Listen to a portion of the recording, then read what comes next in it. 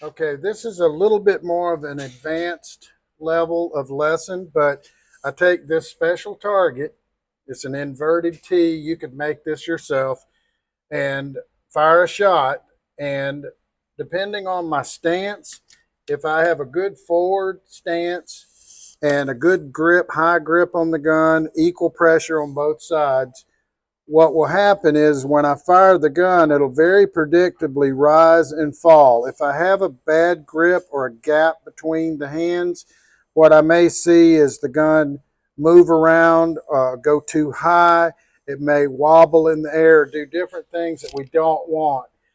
I also want to have my stance and my grip very steady and solid so that I'm set up before I take the shot to manage the recoil. I'm not managing the recoil during the shot. I'm already set up for it. So what happens is the gun will rise and fall back to that same start position. So I press a shot, and by using this target, I can take one shot at a time and see what I'm doing and try to correct my fundamentals, my stance, my grip, correct everything until the gun rises up only to about this number 2 and comes straight back down. So I'm going to run this out to 5 yards. I want to learn with single shots what my fundamentals, what the target is telling me. So I'm going to fire around. Okay. Okay. So what I saw there was I hit somewhere in this area. I saw it go straight up to about right here at the top of the 2 and come back down.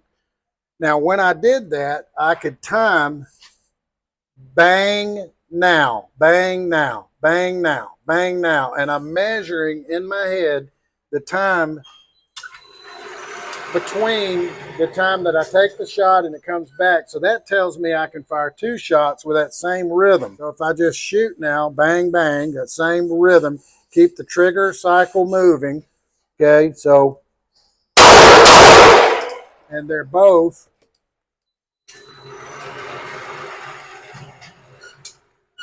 not only did it work, but as you can see, they're both right on this little coin size center. Now, once I can correct my techniques, my fundamentals, my stance, my grip, now I can track the sights. Now, before my stance was good, before I could track the sights, there was no way that I could run the trigger with that continuous cycle. But now I should be able to turn one shot into 2 shots into three into 4. I should be able to just repeat this process and the gun will always come back to the center. Okay, so let me take, let's say, 3 shots. Okay, speed comes from the efficiency of getting onto the trigger, resetting the trigger before the sights return to 0. So I can't reset the trigger during recoil. It's too quick.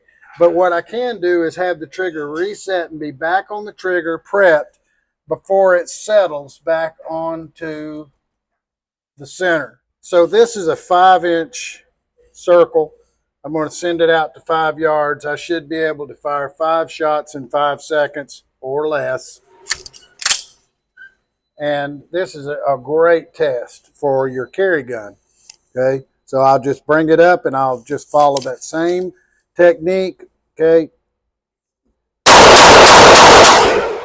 I can do this every single time as long as I'm following these same rules. The high grip, equal pressure. Um, I'm setting myself up to manage the recoil and I'm running that trigger smoothly and I'm tracking the sights visually and it's more of a rhythm. You notice that I didn't go bang, bang, bang, bang, bang.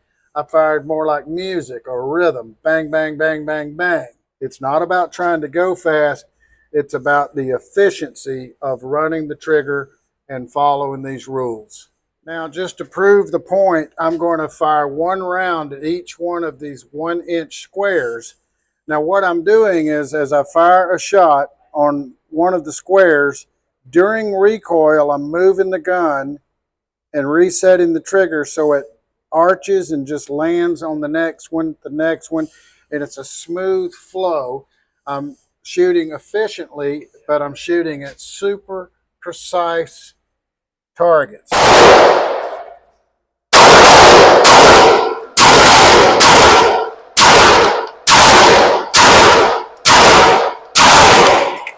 Okay. So what we have here is, I'll call this as 9 points, 1 point down, 1 point down, and all of the rest of them cut the 1 inch square. So that's 2 points down. There's 10, 20, 30, 40, 50, 60, 70, 80, 90 total points. And I had 2 points down. So that's 88 out of 90. Now to pass this, it's 81 out of 90 equals 90%. If you miss completely outside a 2 inch, that's 10 points down. You're going to fail. So everything is for a purpose, for a reason. I'm not just out here practicing randomly. Why did I shoot a 1 inch target at 5 yards? Because if I multiply that times 5, 10, 15, 20, 25 yards, I should be able to theoretically hit a 5 inch area. So I'm going to run this out. Okay, here we go. 5 shots.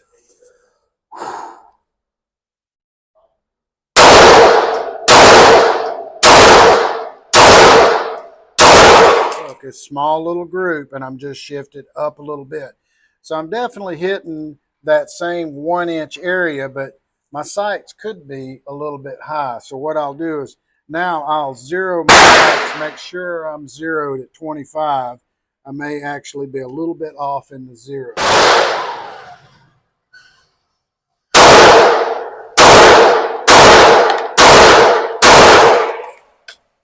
Okay, I finally got dialed in here. You can see 1, 2, 3, 4, 5. So they're in, I would say, less than half.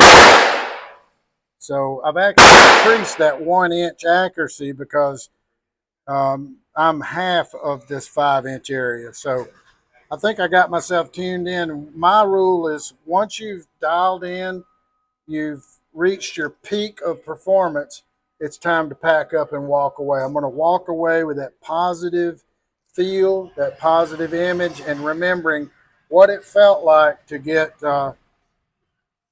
dialed in. So, end of practice.